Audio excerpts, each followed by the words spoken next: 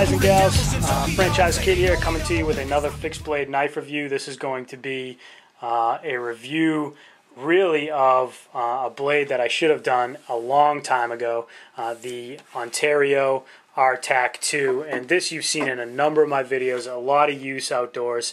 This thing has been proven in the Chronicles multiple times under multiple conditions and exceeded the test so well that I almost didn't feel like I needed to do a tabletop. But now that the Junglas is out by ESEE, pronounced SC as I believe, spelled ESEE, and again, it's sort of a new, the Junglas that has come out, replaced the Rtak II in that lineup, is priced, you can get the Rtak II, this is late October, pretty much late October 2010. You can get that between $95 and $115.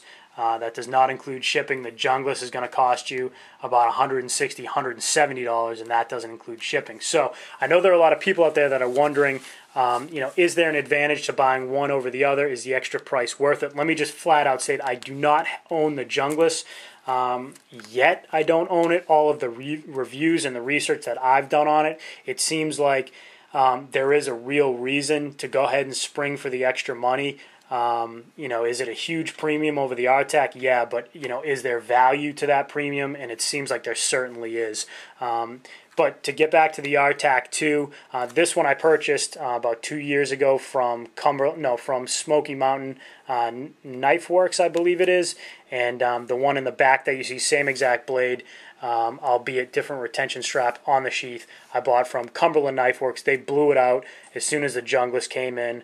They blew it out at like $60, just a ridiculous value. So if you were lucky enough to get one at that value, you got a ridiculously high value blade at $60. But as of now, you're going to be pulling this to your front door probably about $110 would be my guess.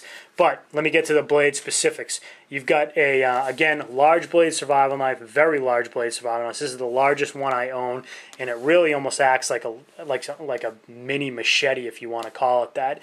The package is heavy. Altogether, you're going to be a little over 2 pounds, so you're not going to take this on a day trip with you, but if you want a big blade to go into the woods with on a 2 or 3 day adventure, this is certainly one that I pack and one that you can feel confident packing as well. You got a 10 1/4 inch blade, so very large cutting surface, also makes for great swing weight if you're going to be doing some chopping, and gives you plenty of room if you do need to baton through some wet wood to get to some dry stuff, or if you didn't bring an axe with you, you want to create that firewood from some of those logs. What I like doing is bringing this along with my handsaw and a smaller bladed knife, like maybe a Mora or something along those lines, and that, those three knives or those three tools really allow me to do everything that I want to do when woodworking. You've got my Carta slabs on there with these sunken or countersunk screws, I believe they're called. You can take these off, which I really like, because then you can oil and clean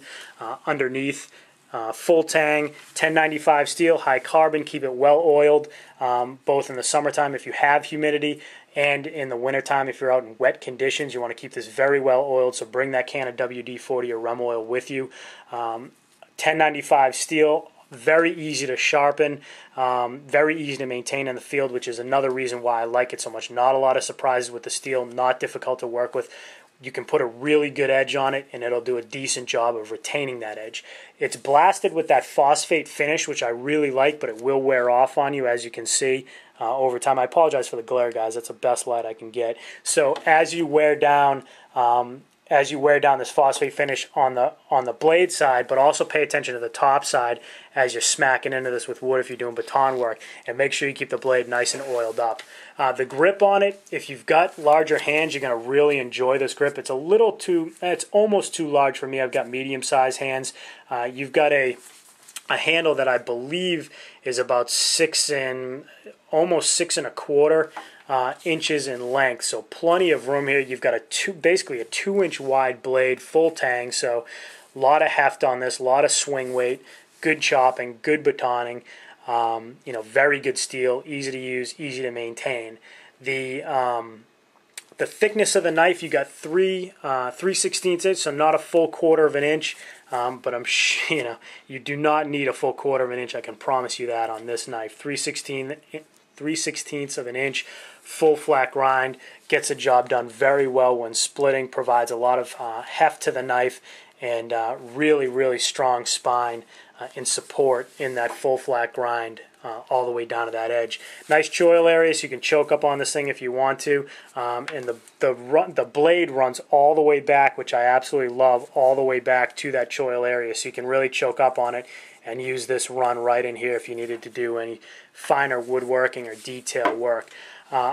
You do have a pommel area in the back, not so much a pommel, but you do have the exposed hang in the back with the lanyard hole, but you can easily use this because of its thickness for striking if you had to, or any hammering jobs that you needed to get done. So the knife itself, great knife, very proven in the Chronicles in all sorts of conditions, wet, dry, hot, cold.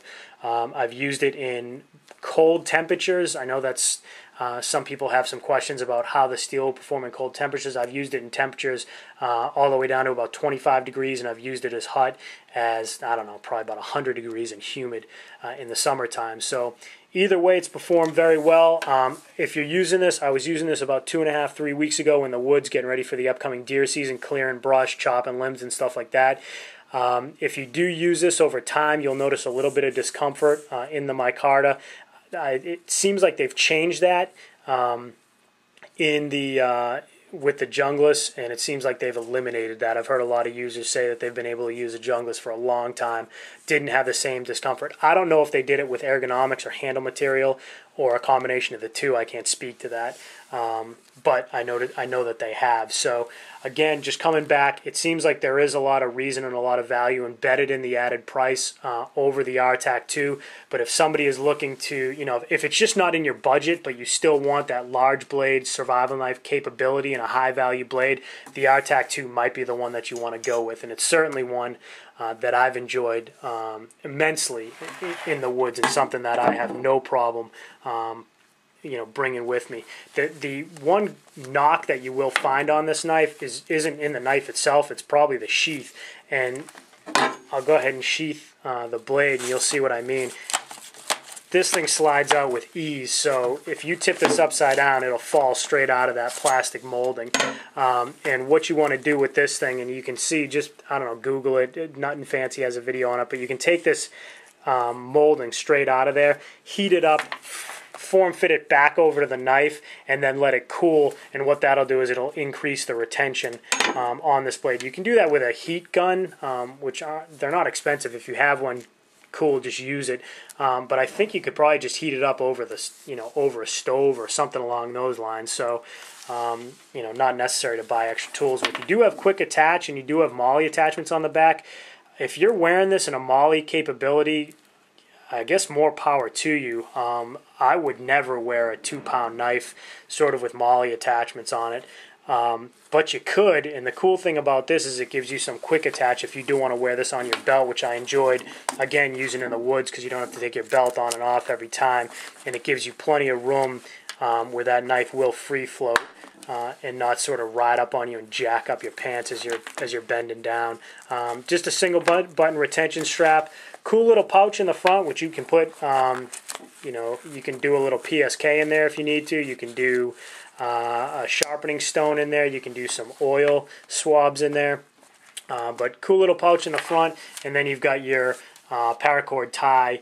And again, every test that I can put it to, so it's got my vote of confidence. But just wanted to get out the tabletop review on that. That's it from here, guys. Franchise Kid.